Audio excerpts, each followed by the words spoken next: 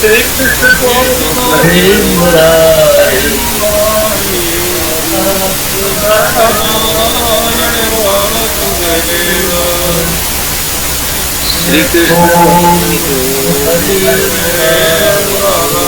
मुरारी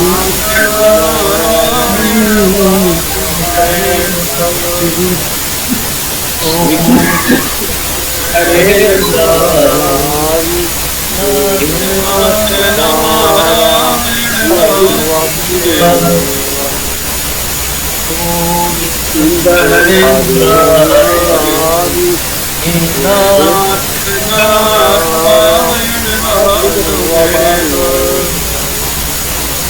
गोविंद देवा गोविंद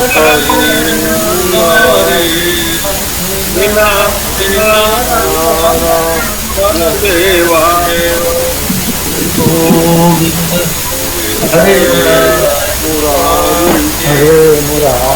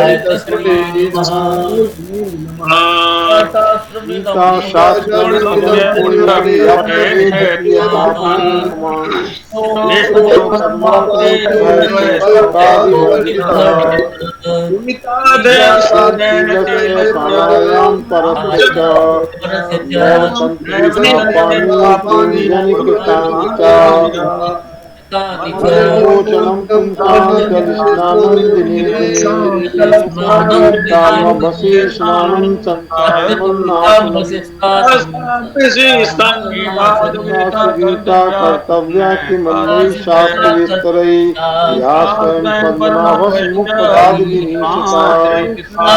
भारता अमृत सर्वस्वं विष्णु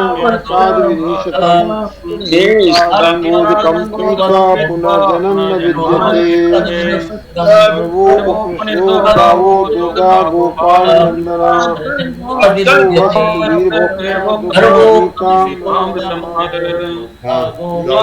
आश्रम देव की पुत्र गीतम एको देवो देवो कर्मापेकम सेवा शास्त्रम देव की पुत्र गीता में को देव देव की पुत्र एव एको मंत्रस्तस्य नामानि यानि कर्मापेकम तस्य देवस्य सेवा ओम नमो नमः ओम सर्वेभ्यो नमो नमः। कुमकुम जी पारायण जी सभी को प्रणाम, गुरु जी को प्रणाम, नमो नमः। ओम श्री परमात्मने नमः। ओम श्री परमात्मने नमः। श्रीमद् भगवद गीता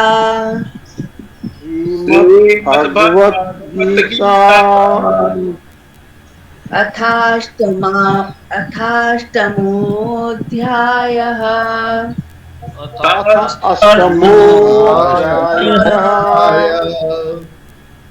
यं वापि स्मरन् भावं त्यजत्यन्ते कलेवरम्। यम यं यम यं वा सर्वभावः यजते तन्तमेवैति कौन्तेय सदा तद्भावभावितः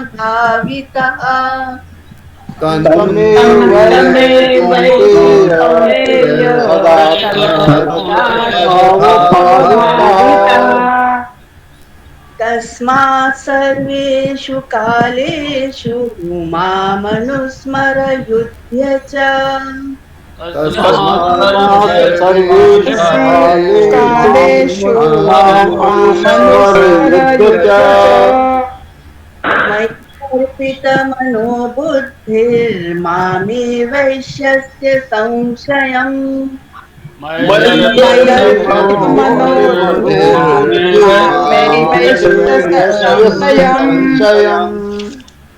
कविं पुराणमनुशासितारम् कभी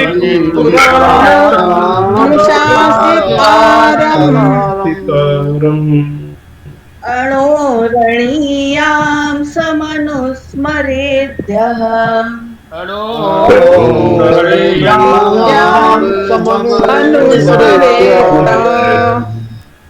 सर्वस्य धातारं च रूपम्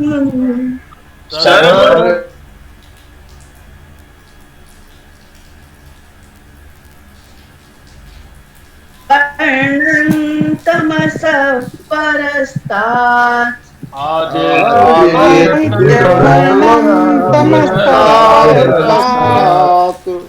यदक्षरं वेदविदो वदन्ति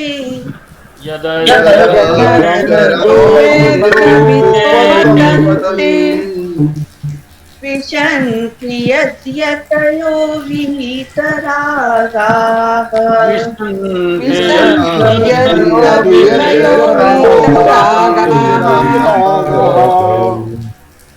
यदिच्छन्तो ब्रह्मचर्यै चरन्ति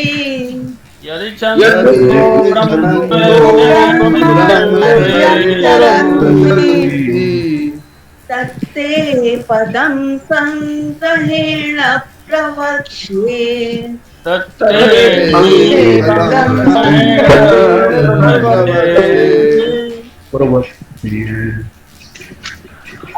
अनन्यचेतासै यो मां स्मृति नित्यशः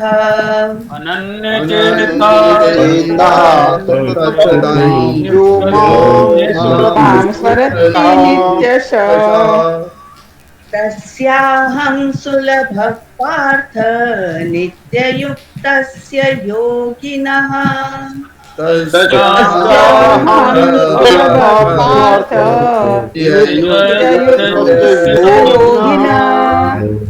मामुपेत्य पुनर्जन्म दुःखालयमशाश्वतम्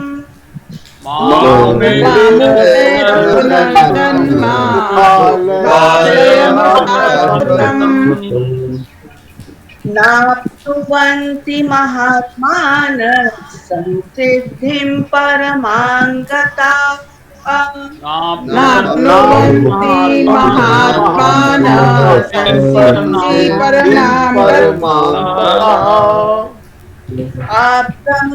ब्रह्मभुवनाल्लोका पुनरावर्तिनोऽर्जुन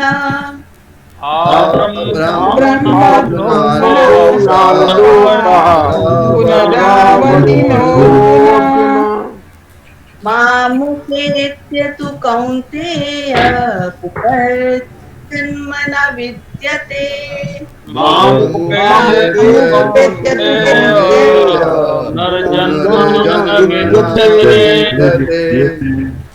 अव्यक्तोऽक्षर इत्युक्तस्तमाहुः परमां गतिम्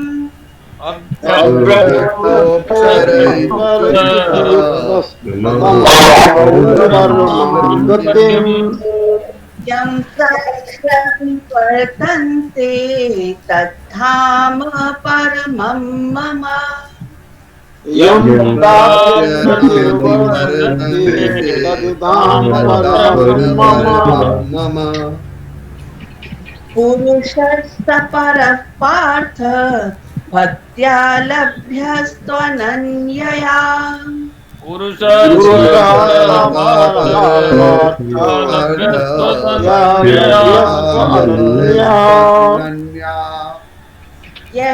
यस्यान्तस्थानि भूतानि येन सर्वमिदं ततम्।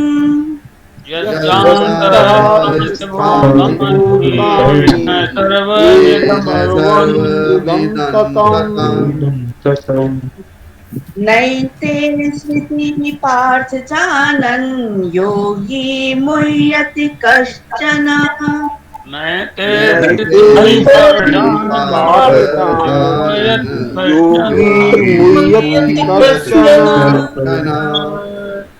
तस्मात् सर्वेषु कालेषु योगयुक्तो भवार्जुन। तस्मात् सर्वेषु कालेषु योगयुक्तो भवार्जुन। बहुत सुंदर, बहुत अच्छा पारायण करा आप। तो पिछले सत्र में हम लोगों ने 8वें अध्याय के विषय में संक्षेप में जाना था। 7वें अध्याय के अंतिम 2 श्लोक जिसमें भगवान ने कहा था जरा मरण मोक्षाय मामाश्रित यतन्ति ये ब्रह्म तद्विदुः कृष्णम अध्यात्मम कर्म चाखिलम, कि जो वृद्धावस्था और मृत्यु से मुक्त पाने के लिए जो मनुष्य माम आश्रित्य मेरा आश्रय लेकर यतन्ति प्रयत्न करते हैं, ते तत् ब्रह्म वो उस ब्रह्म को, कृष्णम अध्यात्मम संपूर्ण अध्यात्म को, और अखिलम कर्म और संपूर्ण कर्म को जान जा। फिर 30वें श्लोक में भगवान ने कहा साधि भूतादि दैवम माम साधयज्ञम ते ये विदुः प्रयाण काले पीच माम ते विदुर युक्त चेतसः, कि जो मनुष्य अधिभूत तथा अधिदैव के सहित और अधियज्ञ के सहित मुझे जानते हैं, वे मुझ में लगे हुए चित्त वाले मनुष्य युक्त चेतसः प्रयाण काले अंत काल में ही माम च विदुः मुझे ही जानते हैं, अर्थात मुझे ही प्राप्त होते हैं। तो इन 2 श्लोकों में अपने प्रयास कर लें प्लीज। तो इन 2 श्लोकों के अंदर भगवान ने जो समग्र रूप है भगवान का उसके विषय में बताया। उस समग्र रूप के अंतर्गत उन्होंने 6 चीजें बतलाई, जैसे ब्रह्म। ब्रह्म क्या है? ब्रह्म को जो जानते हैं अध्यात्म, कर्म, अधिभूत, अधिदैव और अध्यय, ये 6 शब्दों का उन्होंने प्रयोग किया समग्र की व्याख्या करने के लिए। अब जब ये भगवान ने कहा तो अर्जुन की शायद कुछ भी समझ में नहीं आया। तो 8वें अध्याय का पहले श्लोक में और पहले और दूसरे श्लोक में अर्जुन प्रश्न करते हैं कि ये जो आपने 6 शब्द कहे हैं इनका क्या अर्थ होता है, इनका समझ में नहीं आया क्या शब्द है, इनका क्या अर्थ है, और अंतकाल में आप किस प्रकार जानने में आए। यही चीजें उन्होंने जो 7वें अध्याय के 29वें और 30वें श्लोक में कहे। तो वही प्रश्न यहाँ अर्जुन का है, पहला और दूसरा श्लोक। अर्जुन उवाच किम तद ब्रह्म किम अध्यात्मम किम तद ब्रह्मोऽध्यात्मम् किम कर्म पुरुषोत्तम किम कर्म पुरुषोत्तम अधिभूतं च किम प्रोक्तम अधिभूतं च किम प्रोक्तम अधिदैवं किमुच्यते अधिदैवं किमुच्यते। यज्ञः कथं कोत्र अधियज्ञः कथं गोत्र देहेऽस्मिन् मधुसूदन देहेऽस्मिन् मधुसूदन प्रयाणकाले च कथं गेयो कथं प्रयाणकाले गेयोऽसि नियतात्मभिः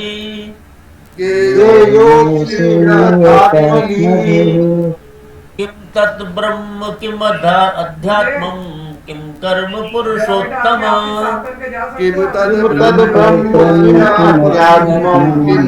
किं कर्म पुरुषोत्तम तं च किं प्रोक्तम् अधिदैवं किमुच्यते अधिभूतं च किं प्रोक्तम् अधिदैवं किम् उच्यते अधियज्ञः कथं कोत्र देहेऽस्मिन् मधुसूदन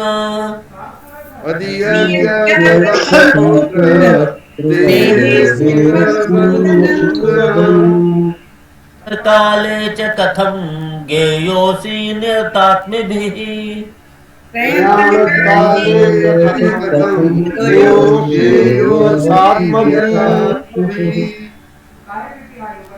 किं तत् ब्रह्म किम वह ब्रह्म क्या है किम अध्यात्म क्या है किम कर्म क्या है पुरुषोत्तम हे पुरुषोत्तम ये जो आपने बतलाया अपने समग्र रूप के विषय में जो बतलाया उसमें तत् ब्रह्म किम ये ब्रह्म क्या है किम अध्यात्मम वो अध्यात्म क्या है किम कर्म क्या है उसके बाद अधिभूतम च किम प्रोक्तम और किम अधिभूतम किम प्रोक्तम अधिभूत किसको कहा गया है प्रोक्त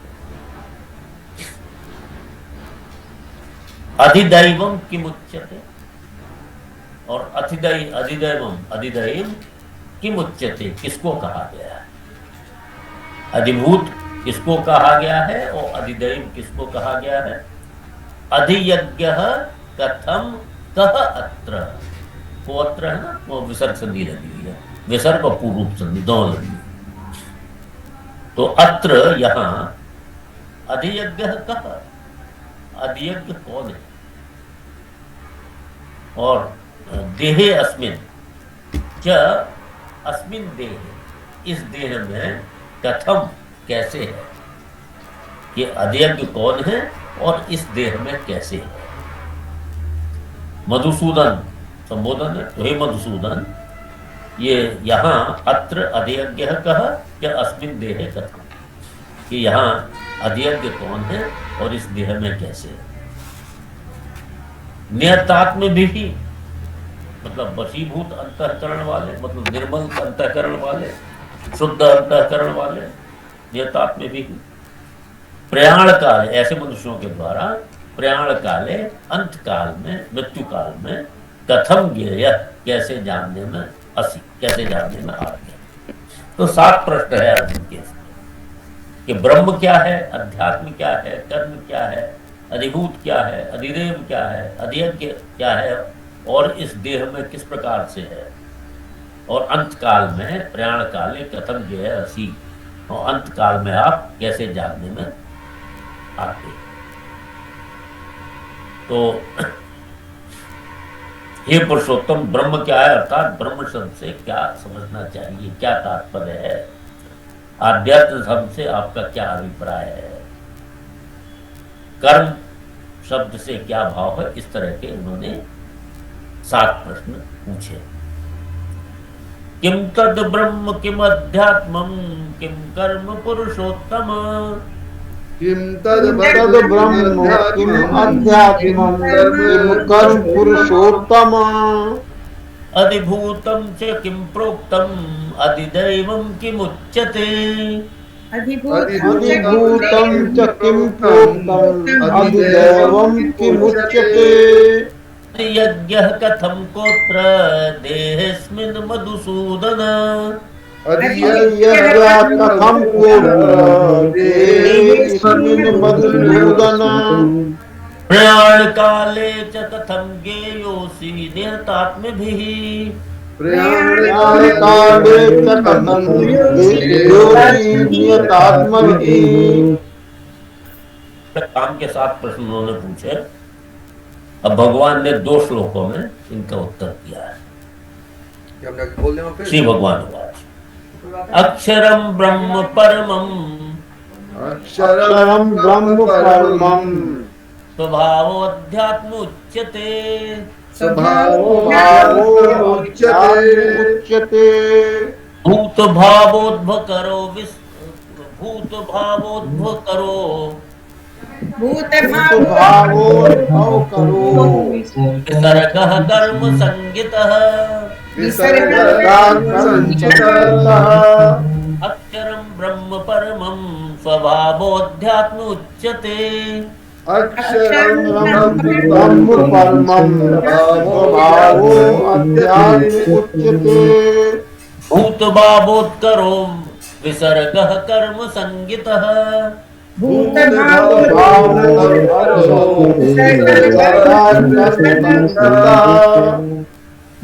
अक्षरम ब्रह्म परमम, परमम अक्षरम ब्रह्म, परम अक्षर ब्रह्म। परम अक्षर नाम ब्रह्म का है। गीता के अंदर ब्रह्म शब्द प्रसंग के अनुसार कभी शब्द प्रणव ओम, वेद, प्रकृति आदि का वाचक भी होता है। ये प्रसंग के अनुसार आपने देखा होगा कि ब्रह्म का अर्थ वेद भी किया गया है, प्रणव भी किया गया है। लेकिन यहाँ भगवान ने कहा है परम और अक्षर 2 उसके साथ विशेषण लगाए। ठीक, परम अक्षर ये ब्रह्म कौन है? तो ये यहाँ जो है केवल परमात्मा का ही वाचक है। अविनाशी निर्गुण निराकार परमात्मा का वाचक है। स्वभाव अध्यात्म उच्यते, पक्षे देख लीजिए, स्वभाव अध्यात्म उच्यते। और स्वभाव में और पहले विसर्ग फिर पूर्व संधि लग के स्वभाव अध्यात्म उच्यते बन गया। स्वभाव अध्यात्म उच्यते। ऐसे तो आत्मा को लेकर जो वर्णन किया जाता है उसको भी हम अध्यात्म कह रहे हैं। अध्यात्म मार्ग में, मार्ग का जिसमें वर्णन हो वह मार्ग भी अध्यात्म है। और इस आत्मा की जो विद्या है उसका नाम भी अध्यात्म है। परंतु यहाँ स्वभाव विशेषण के साथ अध्यात्म शब्द आत्मा का अर्थात जीव के होनेपन का स्वरूप है, जीव के स्वरूप का वाचक है। जीव जो अपनी अलग सत्ता मानता है और जीव के अंदर परमात्मा का अंश है, उसी का वाचक है, अर्थात ये परा प्रकृति का वाचक है। भूत भावोद्भव करो। भूत मतलब प्राणी, भाव उसकी सत्ता, उद्भव प्रकट करने वाला। तो प्राणियों की सत्ता को जो प्रकट करने वाला है, भूत भावोद्भव करो कर। तो जो प्राणियों की सत्ता को जो प्रकट करने वाला है, विसर्गः कर्म संगितः, वह विसर्ग होता त्याग, वह त्याग कर्म संगितः, कर उसकी कर्म संज्ञा कर दी गई है, कर्म नाम से कहा गया है, कर्म संगितः, उसको कर्म कहा गया। प्राणियों की जो सत्ता, जब प्रलय काल होता है, प्रलय काल के बाद जो पूरी सृष्टि सुसुप्ति अवस्था में होती है और बाद में जब सर्ग का प्रारंभ होता है तो उस समय हर एक प्राणी का उसके कर्मों के अनुसार उस शरीर के साथ संबंध कर दिया जाता है, ये हम लोग जानते हैं। और हर एक प्राणी अपनी अलग सत्ता का अनुभव करता है। सत्ता एक ही है, परंतु ये माया के जाल में फंस के हर एक प्राणी अपनी अलग सत्ता का अनुभव करता है। उसी को यहाँ कहा गया है कि प्राणियों की सत्ता को प्रकट करने वाला जो त्याग है उसको कर्म नाम से कहा गया है। अब षष्ठी रचना रूप जो कर्म वो त्याग कहने का तात्पर्य है कि इसमें अपनी स्थिरता का त्याग है। कारण कि तत्व स्थिर अचल है और उस स्थिरता का त्याग ही कर्म है। क्योंकि जो प्रकृति होती है सृष्टि से पहले वो अव्यक्त अवस्था में होती है, उसमें कोई भी हलचल नहीं होती है, वो बिल्कुल सुसुप्ति अवस्था में होती है। लेकिन जब भगवान का संकल्प होता है तो जो सत्व रज तम, इनकी जो साम्यावस्था जिसको बोलते हैं, अंग्रेजी में हम कह सकते हैं इक्विलिब्रियम, वो बिगड़ जाता है और उसके बिगड़ने से सृष्टि की रचना होती है। तो जो स्थिरता थी प्रकृति के अव्यक्त रूप में, उस स्थिरता का जो त्याग है, इसलिए इसको विसर्गः कहा है। विसर्गः कर्म संहिता। और जैसे ही वो स्थिरता का त्याग होता है तो वहीं से कर्म परंपरा की शुरुआत हो जाती है। जब तक प्रकृति सुसुप्ति अवस्था में थी तब तक कोई कर्म नहीं हो रहा था। लेकिन जब प्रकृति के रूप में, मतलब है जब व्यक्त रूप में जब आ जाती है तो उसमें कर्म परंपरा आरंभ हो जाती है। सारे प्राणी कुछ न कुछ कर्म करने लगते हैं, यही कहने का भाव है। तो भूत भावोद्भव करह विसर्गः कर्म संहिता, कि प्राणियों की सत्ता को प्रकट करने वाला जो त्याग है, उस समय जो स्थिरता थी प्रकृति के अंदर, उसका त्याग को ही यह त्याग कहा है। और वहीं से कर्म परंपरा की शुरुआत हो जाती है। तो विसर्गः कर्म संहिता, उसको कर्म कहा गया। ठीक है। अक्षरम ब्रह्म परमं स्वभावो अध्यात्म उच्यते। अक्षरं ब्रह्म परमं परमं स्वभावो अध्यात्म उच्यते। भूत भावोद्भकरो विसर्गः कर्म संहितः। भूत भावोद्भकरो विसर्गः कर्म संहितः।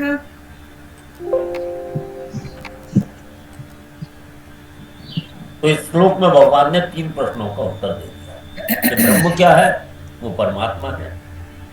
अध्यात्म क्या है, वो जीवात्मा है। और कर्म क्या है, जो स्थिरता का जो त्याग है, कर्म परंपरा की जो शुरुआत है, उसी को कर्म नाम से यहाँ कहा गया है। साथ साथ लीजिए इसको। अक्षरम ब्रह्म परमं स्वभावो अध्यात्म उच्यते।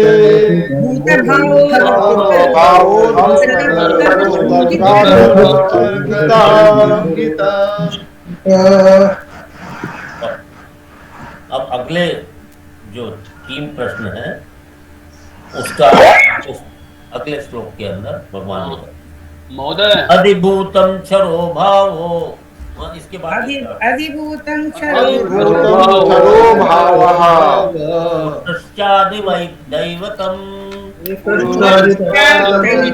दैवतम् अधियज्ञो हमेवात्र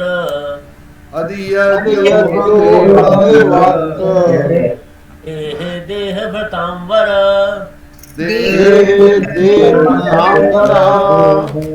भूतम क्षरो भावः पुरुषश्चादिदैवतम्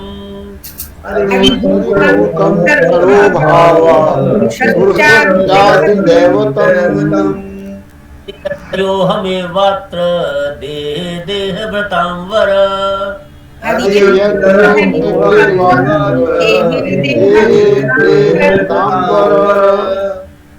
अधिभूतम क्षरो भावः। तो अधिभूत क्या है? क्षर। क्षर क्या होता है? जो नाशवान होता है। अक्षर क्या होता है? जो अविनाशी होता है। अधिभूतम क्षरो भावः। क्षर भाव अर्थात नाशवान पदार्थ, अधिभूतम अधिभूत नाम से कहे गए, अधिभूत है। पुरुषः च अधिदैवतम, जो परिचय देख लीजिए, पुरुषः च अधिदैवतम। और पुरुष अर्थात जो है हिरण्यगर्भ, जो ब्रह्मा को यहाँ पुरुष कहा गया है। कि सबसे पहले ब्रह्मा प्रकट होते हैं। जब सृष्टि की रचना होती है तो भगवान की नाभि से कमल पर स्थित ब्रह्मा प्रकट होते हैं और ब्रह्मा फिर सारी सृष्टि की रचना करते हैं। तो अधिदैव पुरुषः अधिदैवतम, पुरुष जो है अर्थात हिरण्यगर्भ ब्रह्मा जो है वो अधिदैव है। ब्रह्मा के सूक्ष्म शरीर से ही सारे सूक्ष्म शरीर पैदा होते हैं, ये कहने का, और उसके बाद स्थूल शरीर उनको मिल जाता है। अधियज्ञ अहम इव अत्र, अधियज्ञ यहाँ विसर्ग संधि लगी हुई है और पूर्व संधि लगी है। अहम अवग्रह की वजह से आ गया, अहम इव अत्र। तो अत्र अच्छा देहे, अत्र देहे, इस देह में अहम एव अध्यज्ञ, मैं ही अधियज्ञ हूं। और देह वृतांवर ये संबोधन के रूप में इस्तेमाल किया है अर्जुन के लिए। वर होता है श्रेष्ठ और देहव्रताम मतलब देहधारियों में श्रेष्ठ, देहव्रताम वर, देहधारियों में ये देहधारियों में श्रेष्ठ अर्जुन। क्षर भाव अधिभूतम, क्षर भाव अर्थात नाशवान पदार्थ अधिभूत है और हिरण्यगर्भ ब्रह्मा अधिदैव है। और अत्र देहे, इस देह में अंतर्यामी रूप से अहम एव अध्यज्ञ, मैं ही अधियज्ञ। अधिभूतम क्षरो भाव, अब जैसे पृथ्वी जल तेज वायु आकाश यही पंच महाभूत है ना, इन पंच महाभूतों से बनी प्रतिक्षण परिवर्तनशील और नाशवान सृष्टि को अधिभूत कहते हैं।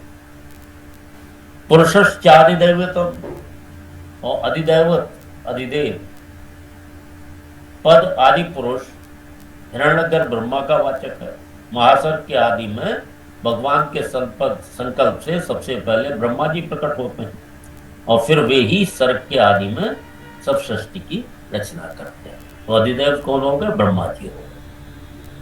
उसके बाद उन्होंने कहा अधियज्ञ, अधियज्ञ तो मैं हूं, देह में अधियज्ञ मैं हूं, अर्थात इस मनुष्य शरीर में अंतर्यामी रूप से मैं ही हूं। और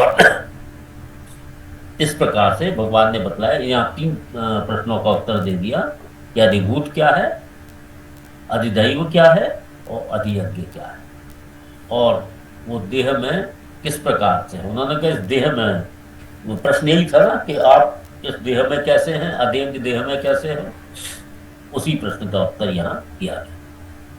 पदच्छेद देख लीजिए, अधिभूतम क्षरः, यहाँ विसर्ग संधि थी कि क्षरो हो गया है। भाव, ये भा जो है वो मृदु व्यंजन है, इसकी वजह से ऊं प्राप्त होकर क्षरो हो गया। पुरुषः, यहाँ शा जो है विसर्ग में बदलेगा। च अधिदैवतम, अधियज्ञः अहम एव अत्र देहे देहव्रताम, देहव्रताम मतलब देहधारियों में, वर मतलब श्रेष्ठ, देहव्रताम वर, ठीक है। अधिभूतम क्षरो भावः पुरुषश्चादिदैवतम्, अधिभूतम क्षरो भावः पुरुषश्चादिदैवतम्, अधियज्ञोऽहमेवात्र देहे देहव्रतां वर,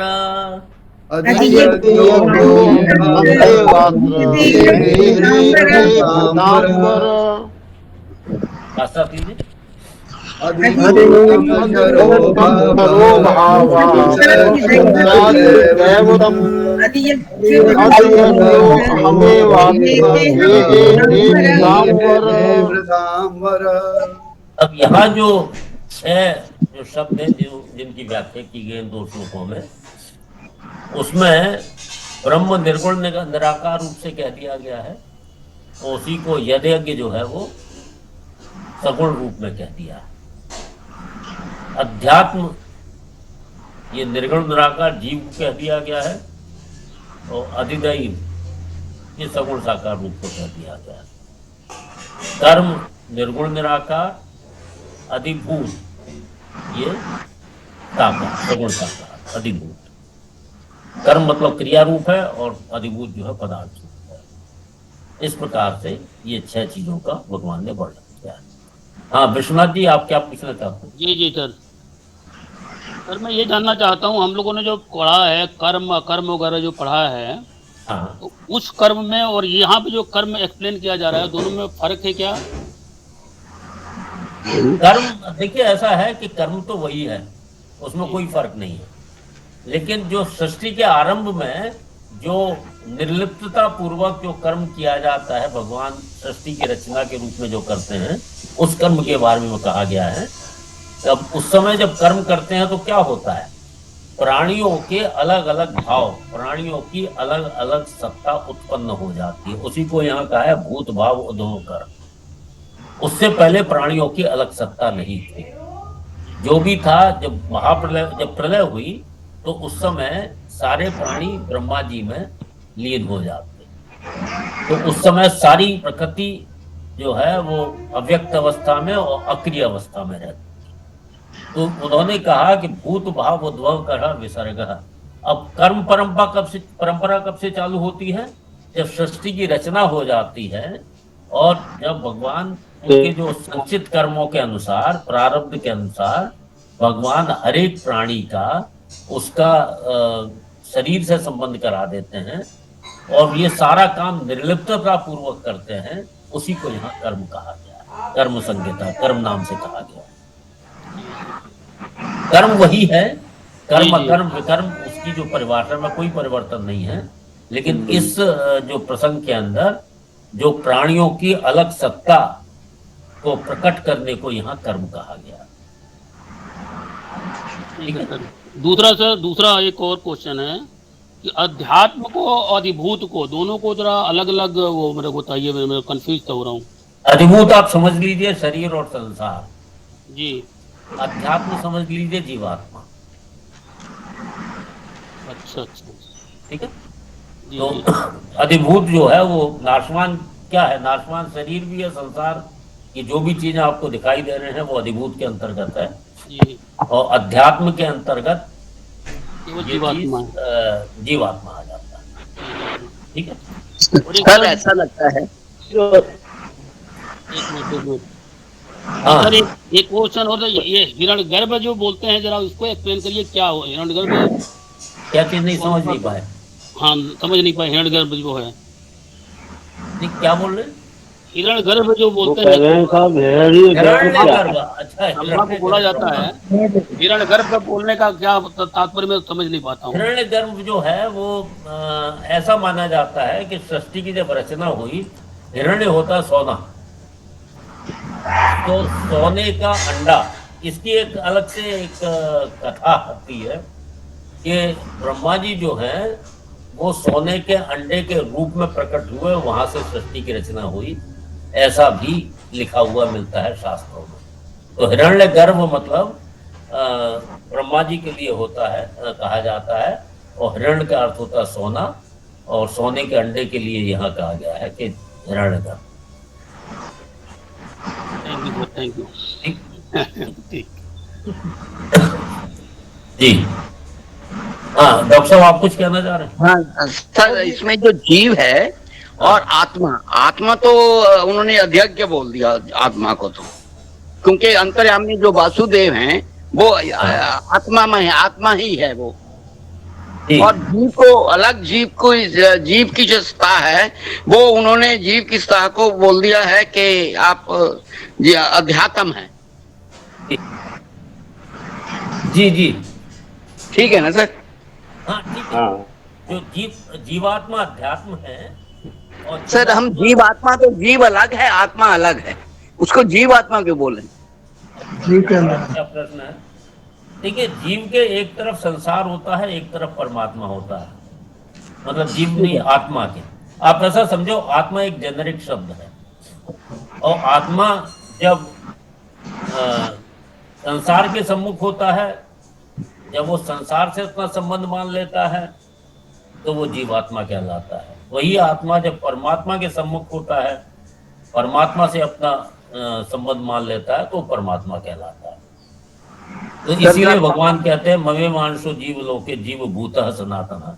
इसका जब हम अर्थ समझते हैं कि जीव भूतः, जीव मतलब जीव बना हुआ, जीव है नहीं, जीव बना हुआ है। और जीव इसलिए बना हुआ है क्योंकि उसने संसार से अपना संबंध मान लिया है। अगर वो अपने संसार से संबंध का त्याग कर दे तो वो परमात्मा ही है।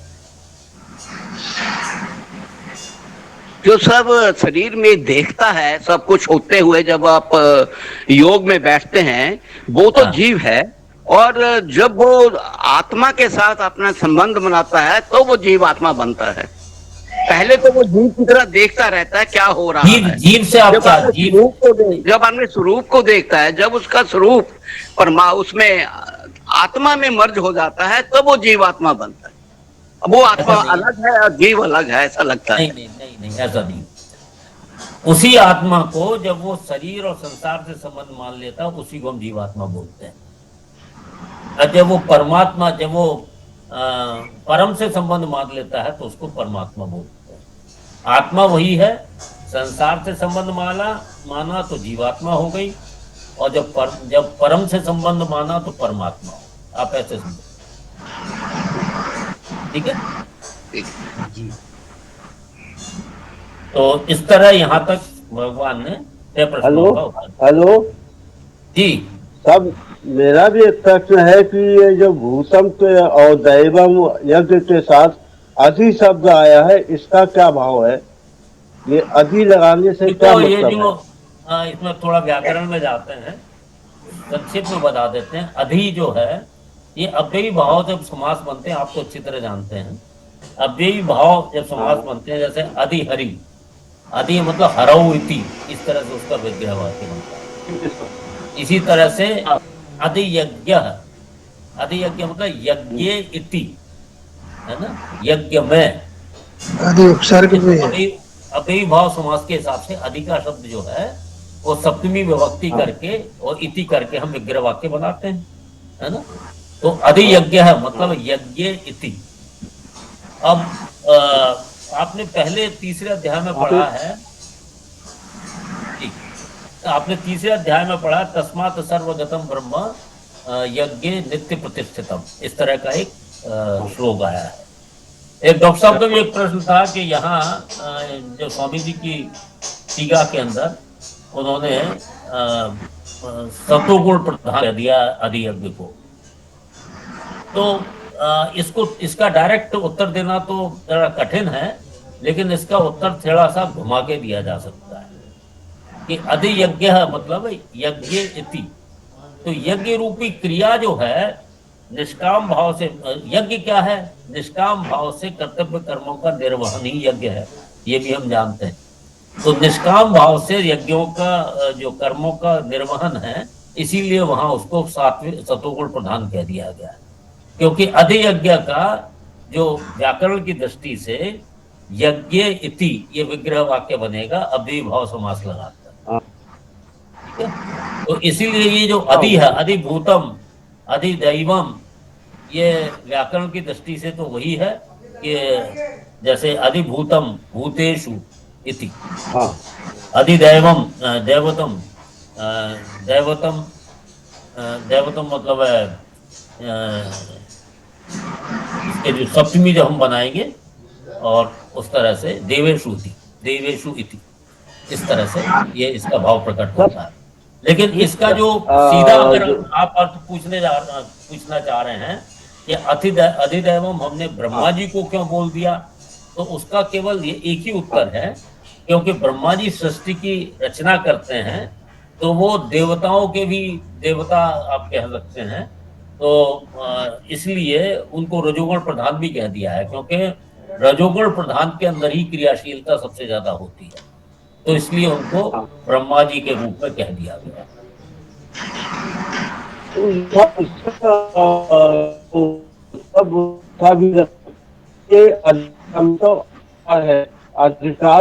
आपकी आवाज कट रही है, आपकी आवाज कट रही है, आपकी आवाज कट रही है। आदि बसती सिंघा वने आदि बसती, सिंह बल में अधिकार के साथ रहता है। तो जो अधिदैवम है या हाँ, अधि जो शब्द है, इसीलिए उसकी सप्तमी, क्योंकि अधिकरण जब बोलते हैं ना, तो जो हाँ। अधिष्ठान है, जो उसका बेस है, जिस पर कोई जैसे चिड़िया, जैसे कोई पक्षी पेड़ पर रहता है, तो पेड़ जो है उसका अधिष्ठाता है, और इसी अधिष्ठाता हाँ। के रूप में ही जब अधिशब्द लगता है तो हम सप्तमी विभक्ति का करके उसका विग्रह वाक्य बनाते हैं। तो जैसे जीव के लिए शरीर अधि हो गया, अधिष्ठान हो गया। हाँ। आत्मा शरीर का अधिष्ठान लेकर बचती है। ठीक ठीक है। अधिकार शब्द है, अधिकार जो शब्द है, अधिकार, अधिकार में अधिवी सत्वी के अर्थ में आ रहा है क्या? नहीं, देखिए, जहां अधि शब्द होता है वह सदैव नहीं, लेकिन जहां अधि और जब हम अव्यय समास के रूप में जब उसकी व्याख्या करते हैं, तभी उसका अर्थ जो है सप्तमी के अर्थ में है, हर एक जगह की।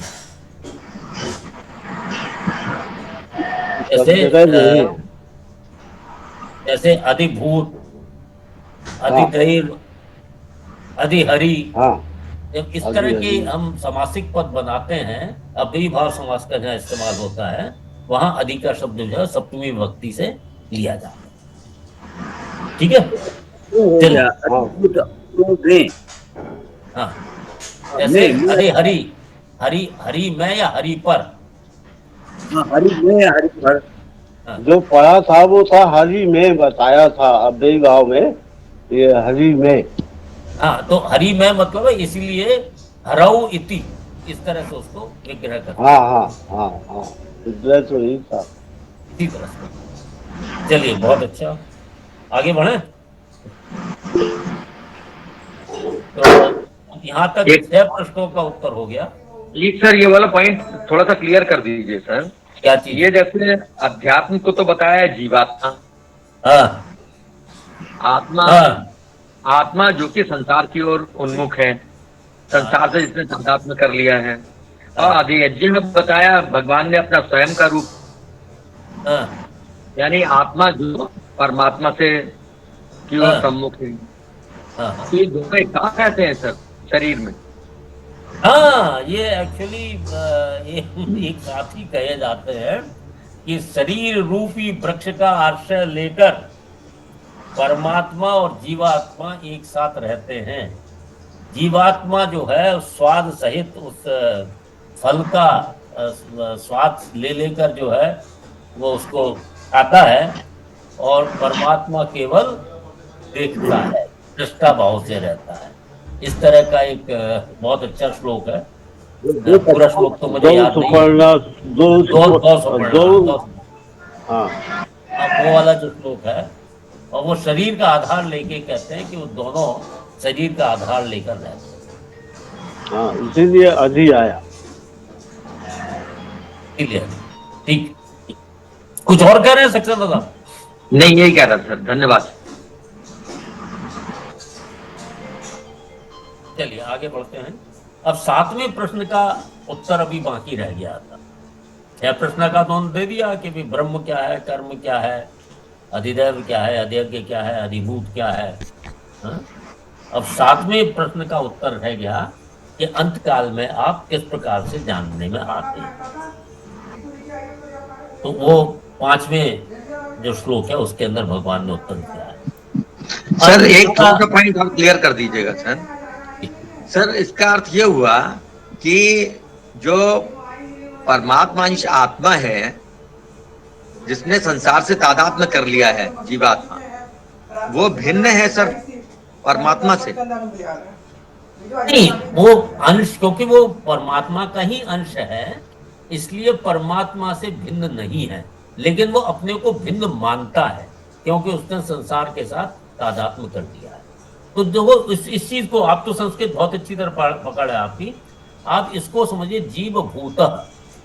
जीव भूतः जिसको बोला गया है, जीव बना हुआ, मतलब जीव है नहीं, जीव बना हुआ है। इसी तरह एक पद आता है ब्रह्म भूतः, कि ब्रह्म बना हुआ है, अभी ब्रह्म हुआ नहीं है, क्योंकि ब्रह्म हो जाने के बाद उसकी अलग सत्ता बचती ही नहीं है। तो ब्रह्म भूत किसको कहेंगे? तो वो अपनी दृष्टि से जो है ब्रह्म हो गया है, और काफी ऊंची स्थिति में है, लेकिन अभी जब तक उसकी अलग सत्ता का अनुभव हो रहा है तब तक वो ब्रह्म हुआ नहीं। तो ये भूतः शब्द जो है, जीव भूतः ब्रह्म भूतः, इसकी जब आप व्याख्या में जाएंगे तो आपके प्रश्न का उत्तर बिल्कुल सटीक मिल जाएगा। नहीं, इसका अर्थ ये होगा ना सर कि परमात्मा ने अपने ही एक अंश को संसार से तादात्म्य करा के अपने से भिन्न बना लिया है, दोनों के नहीं, देखिए, एक अंश को भगवान ने तादात्म्य नहीं कराया है, उसने खुद तादात्म्य किया है। भगवान अध्यात्म तो सर इन्होंने क्लियर कट किया है कि अध्यात्म तो जीवात्मा है। तादात्म्य कराने का अर्थ यह है कि उनके जो संचित कर्म है और प्रारब्ध कर्म के अनुसार भगवान ने तादात्म्य करा दिया है, ऐसा तो कह सकते हैं। लेकिन भगवान इसका जिम्मेदार नहीं है, जिम्मेदार हमारे स्वयं के कर्म। ठीक है, धन्यवाद सर। कर्म तो जब ही करेंगे जब हमारे पास शरीर कोई दे देगा। हाँ, सही बात है। तो परमात्मा ने दिया है ना। अब परमात्मा ने दिया है, और लेकिन शरीर आपको जो इसी अध्याय में आएगा कि कौन सा शरीर आपको मिलता है, इसमें दो ही चीजें हैं प्रमुख। क्या भोग मिलते हैं कि वो अंतमति सो गति, कि अंतिम चिंतन के अनुसार आपका शरीर निर्धारण हो जाता है। अंतिम चिंतन कुत्ते का हो गया तो कुत्ते के शरीर में चलेगा, अंतिम चिंतन परमात्मा का हो गया तो परमात्मा को प्राप्त हो गए। तो ये अंतिम, ये तो इसी अध्याय के अंदर काफी अच्छी व्याख्या है उसकी। तो लेकिन उसमें उसके बाद उस शरीर में भी भोग कितने मिलेंगे, मतलब सुख या दुख कितना मिलेगा, ये कर्मानुसार मिल जाएगा। जैसे कर्म है, जैसा प्रारब्ध चल रहा है, इसीलिए कई कुत्ते जो हैं एसी गाड़ियों में घूमते हैं और कई कुत्ते सड़क पर खुजलाते रहते हैं। ये प्रारब्ध बता है। ठीक है। अंत जीव अविनाशी, इसी में तो कहा है ईश्वर अंश जीव अविनाशी। कुछ कह रहे हैं पांडे जी? तुलसीदास जी ने कहा भी तो है कि ईश्वर अंश जीव अविनाशी। हाँ, वो तुलसीदास जी ने भी कहा है, और यहाँ गीता में भी कहा है, मामे वंश जीव लोके जीव भूत सनातन, ये यहाँ भी कहा है। ठीक, अपने अपने माइक म्यूट कर लें, शोर आ रहा है। हाँ। अंत काले च मामेव, अंत काले च मामेव, स्मरन् मुक्त्वा कलेवरम्, स्मरन् मुक्त्वा कलेवरम्, प्रयाति समद्भावम्, याति नास्त्यत्र संशय, याति नास्त्यत्र संशयः,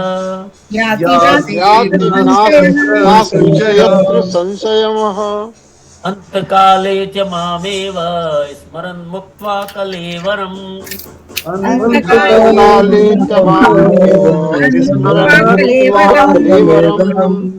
यः प्रयाति समद्भावम् याति नास्त्यत्र संशयः,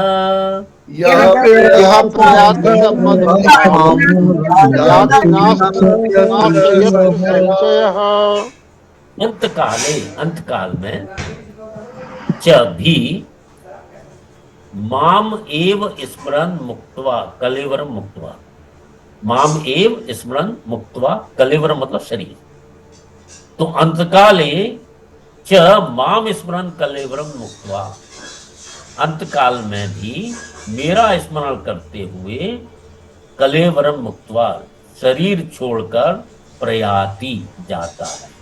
यह मतलब जो अंतकाल में भी मेरा स्मरण करते हुए शरीर छोड़कर जाता है, सह मद भावम याति, वो मेरे स्वरूप को प्राप्त हो जाता है। मद भाव मतलब मेरे स्वरूप को प्राप्त हो जाता है।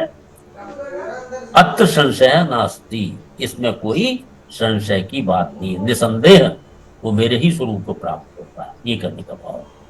तो पश्चिम देख लीजिए, अंतकाले, अंतकाल में च माम एव, मुझे ही स्मरण करता हुआ, कलेवरम मुक्त्वा शरीर को त्याग कर, प्रयाति, यह जो पहले आ जाएगा, जो प्रयाति जाता है, सह यहाँ सह, यहाँ विसर्ग संधि के वजह से विसर्ग घट गया है। सह मद भावम, मेरे स्वरूप को, मेरे भाव को याति, चला जाता है, प्राप्त करता है। न अस्ति अत्र संशय। अब यहाँ जो पद है नास्त्यत्र, तो न अस्ति, यहाँ यण संधि लग गई है, और अत्र न अस्ति अत्र, तो उसमें कोई संदेह की बात नहीं है। भगवान ने बिल्कुल पूरी गारंटी के साथ कहा है इस बात को कि अंत काल में अगर मेरा स्मरण करता हुआ शरीर छोड़ता है तो समद भावम याति, वो मेरे स्वरूप को प्राप्त होता है। अत्र संशय नास्ति, इसमें कोई संशय की बात नहीं। ये जो अर्जुन के 7वें प्रश्न का उत्तर दे दिया कि अंत काल में आप किस प्रकार से जानने में आते हैं, तो भगवान ने कहा कि अंत काल के अंदर जो मेरा स्मरण करता हुआ शरीर को त्यागता है वो मुझे ही प्राप्त हो जाता है। इस प्रकार से जानने में आते हैं। ठीक है। अंत काले च मामेव स्मरन् मुक्त्वा कलेवरम, अंत काले च मामेव स्मरन् मुक्त्वा कलेवरम, यः प्रयाति समद्भावं याति नास्त्यत्र संशय। यह प्रयाति समद्भावं याति नास्त्यत्र संशय। मनुष्य को जीवन में साधन भजन करने, अपना उद्धार करने का अवसर दिया गया था मनुष्य जीवन में, पर इनसे इसने कुछ किया ही नहीं। अब बेचारा यह मनुष्य अंतकाल में दूसरा साधन करने में असमर्थ है, इसलिए बस मेरे को याद कर ले तो इसको मेरी प्राप्ति हो जाए। ये जैसे कहते हैं ना, एक यह बहुत बड़ी स्कीम है कि अंतकाल में अगर मुझे याद कर ले तो उसका कल्याण हो जाएगा, चाहे जितना पापी से पापी हो। लेकिन ये इतना आसान नहीं है, क्योंकि आज मनुष्य जिस भाव से जिंदगी भर जीता है, अंतकाल में वही भाव उसमें आते हैं। ये बड़ा मतलब है, एक एक्सेप्शन तो हो सकती है कि अंतकाल के अंदर किसी को भगवान याद आ जाए और जीवन भर उसने कुछ और किया हो, लेकिन सिद्धांत नहीं। सिद्धांत यही है कि अंतकाल में वही याद आता है जो हम जिंदगी भर करते हैं। मद भावम कहने का तात्पर्य है कि साधक को मेरे को जिस जिस भिन्न अथवा अभिन्न भाव से, अर्थात सगुण निर्गुण साकार निराकार द्वैत चतुर्भुज तथा नाम लीला धाम रूप आदि से स्वीकार किया है, मेरी उपासना की है, अंत समय के स्मरण के अनुसार वो मेरे उसी भाव को प्राप्त हो जाएगा। अगर राम रूप में उसने प्रार्थना की है तो राम रूप को प्राप्त हो जाएगा, कृष्ण रूप से की है कृष्ण रूप को प्राप्त हो जाएगा, दैवी रूप से की है तो देवी रूप से प्राप्त हो जाएगा। जिस रूप में भी उसने उपासना की है उसी भाव को, अर्थात उसी स्वरूप को वो प्राप्त हो जाएगा। तो ये भगवान ने यहाँ 7वें प्रश्न का उत्तर दिया है। भगवान का स्मरण, भगवान ने एक, हाँ ये मैं कह रहा था ना, एक स्पेशल स्कीम है ये। भगवान ने एक विशेष छूट दी हुई है कि मरणासन्न व्यक्ति के कैसे भी आचरण रहे हो, कैसे भी भाव रहे हो, किसी भी तरह का जीवन बीता हो, पर अंत काल में वो भगवान को याद कर ले तो उसका कल्याण हो जाएगा। ठीक है, तो कोशिश करते हैं, भगवत कृपा हुई तो ऐसा हो जाएगा। अंत काले च मामेव स्मरन् मुक्त्वा कलेवरम, अंत काले च मामेव स्मरन् मुक्त्वा कलेवरम, यः प्रयाति समद्भावं याति नास्त्यत्र संशयः। यः प्रयाति समद्भावं याति नास्त्यत्र संशयः। अरुणा जी क्या पूछना चाह रहे हैं?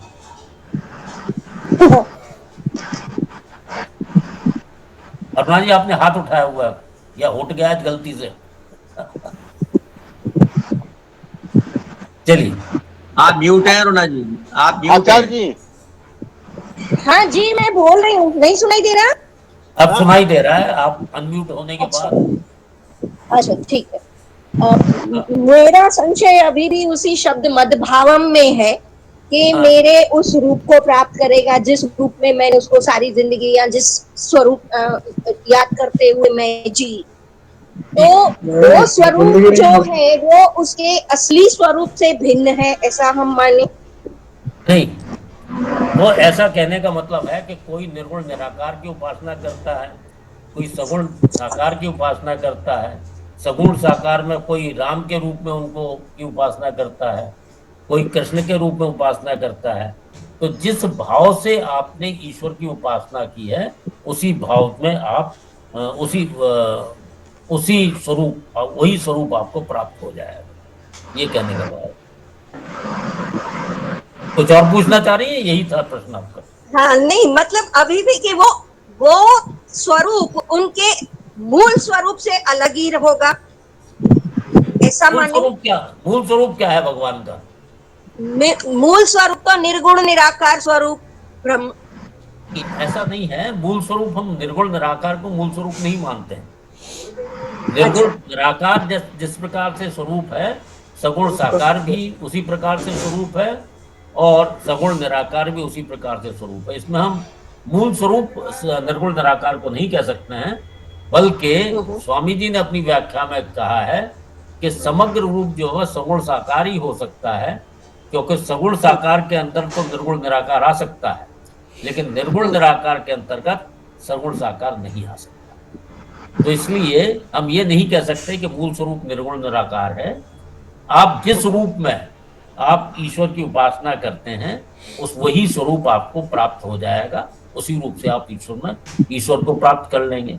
जैसे अगर आपने राम के रूप में ईश्वर की उपासना की है और अंत समय में कृष्ण जी आ जाएंगे तो आप पहचान भी नहीं पाएंगे भाई कौन आ गए।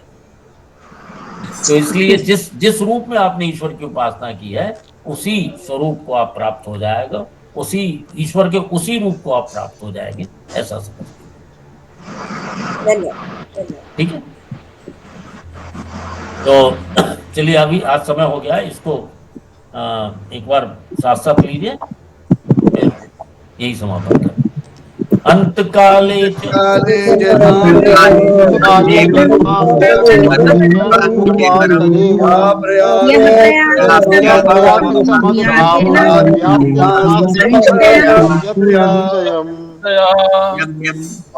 बहुत सुंदर।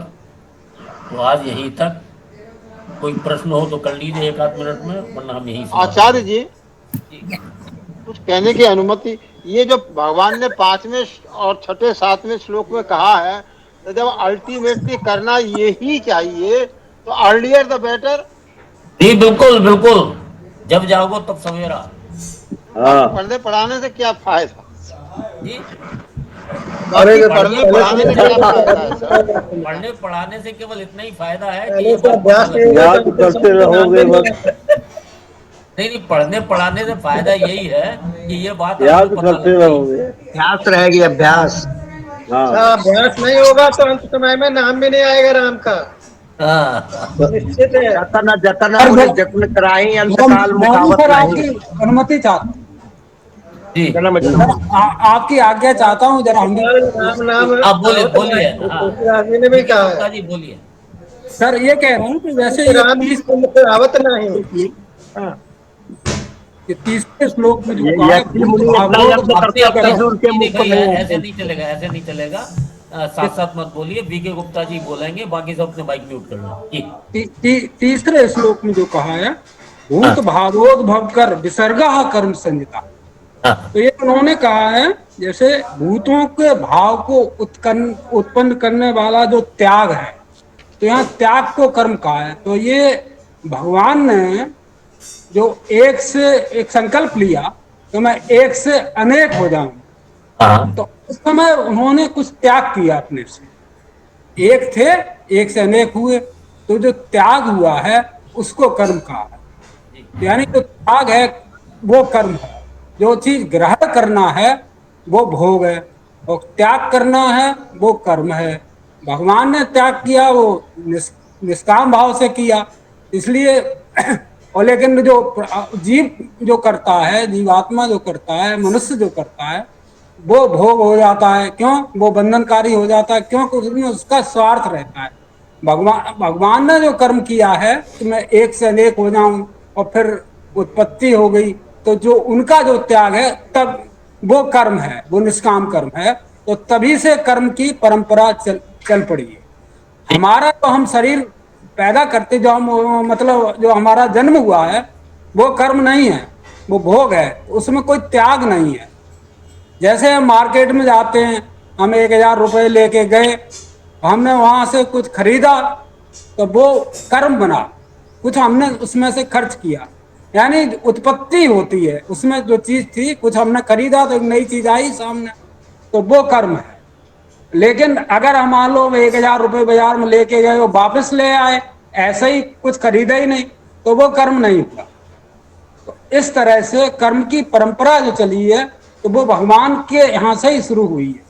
तो उन्होंने एक से जो अनेक हुए हैं, इसी को यहाँ लिखा है भूत भावोद भव करो विसर्ग कर्म संहिता।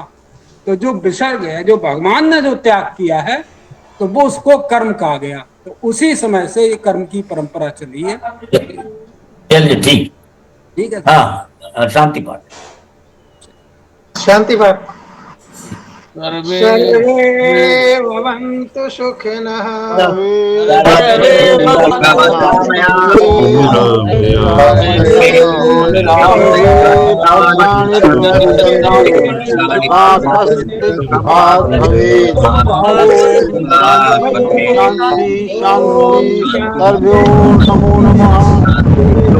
नमो नमः।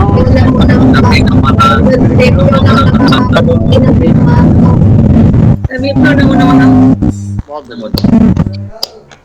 आनंद आ गया।